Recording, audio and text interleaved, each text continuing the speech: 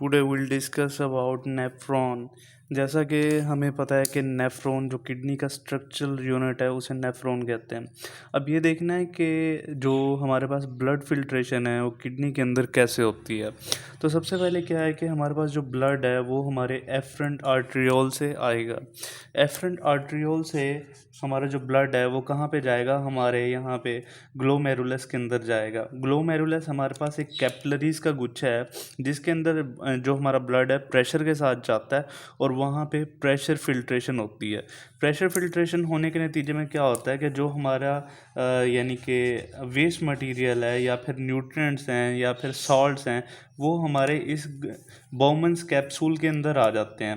बाउमन्स capsule के अंदर सारे हमारे पास न्यूट्रिएंट्स वेस्ट मटेरियल वगैरह आ जाता है और उसके बाद हमारा जो साफ ब्लड रह जाता है वो कहाँ पे चला जाता है, वो यहाँ से मूव कर जाता है हमारे एफरेंट आर्टरियोल के अंदर। अब क्या होता है कि जो हमारे सॉल्ट्स वगैरह या जो भी इसके अंदर न्यूट्रिएंट्स वेस्ट मटेरियल हैं वो अब रह जाते हैं बाउमन्स कैप्सूल में और वो मूव करना शुरू कर देते हैं इस साइड पे प्रॉक्सिमल कॉन्वोल्यूटेड ट्यूब्यूल्स के अंदर। अब ये देखना है कि यहाँ अब ये एफरेंट आर्टरियोल्स यहाँ से मज़ीद दोबारा छोटी छोटी कैपिलरीज के अंदर डिवाइड हो जाता है। अब ये देखना है कि हमारी बॉडी को ज़रूरत किसी चीज़ की है या नहीं है। अगर कहीं पे सॉल्ट्स की ज़रूरत है बॉडी में तो क्या होगा कि यहाँ से हमारे जो सॉल्ट्स की दोबारा रीअब्जॉर्प्शन वगैरह हो जाएगी according to our body need. तो उसके बाद क्या होगा कि हमारा जो फिल्ट्रेट है वो यहाँ मूव करके आ जाएगा हमारे पास डिसेंडिंग लूप पे। डिसेंडिंग लूप पे आपको पता है कि फिर हमारी जो एफरेंट आर्टरियोल्स हैं वो मज़ीद डिवाइड होके यहाँ पे कैपिलरीज बना रही हैं।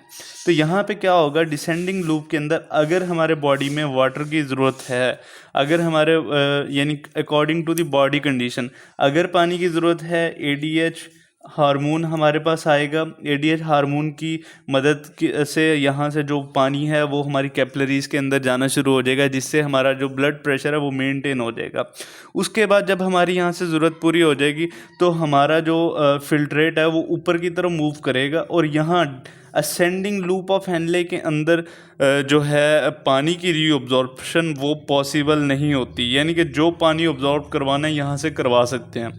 अब हमारा जो फिल्ट्रेट है वो यहाँ मूव कर जाएगा हमारा डिस्टल कॉन्वोल्यूटेड ट्यूब्यूल्स के अंदर। अगर फिर भी कुछ न्यूट्रिएंट्स की, कुछ सॉल्ट्स की अगर ब्लड के अंदर कमी है तो दोबारा उसे यहाँ से ऑब्जॉर्व कर लिया जाएगा। तो उसके बाद क्या होगा कि हमारा जो ब्लड है फिल्टर आउट होने के बाद यहाँ से ये जो हमारी रेनल वेन है, रेनल वेन के थ्रू, ठीक है, ये हमारे हार्ट की तरफ चला जाएगा। किस तरफ चला जाएगा? हार्ट की तरफ।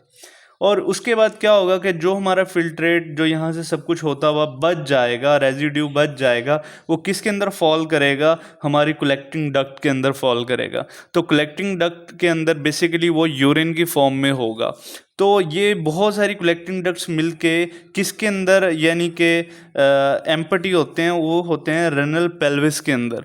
रेनल पेल्विस फिर एम्पटी होता है यानी एम्पटाइज करता है अपना जो उसके अंदर यूरिन होता है यूरेटर के अंदर। देन यूरेटर से हमारे पास कहाँ पे हमारा यूरिन चला जाएगा? ब्लैडर के अंदर, ठीक है, और फिर हम उसे एक्सक्रीट आउट कर सकते हैं।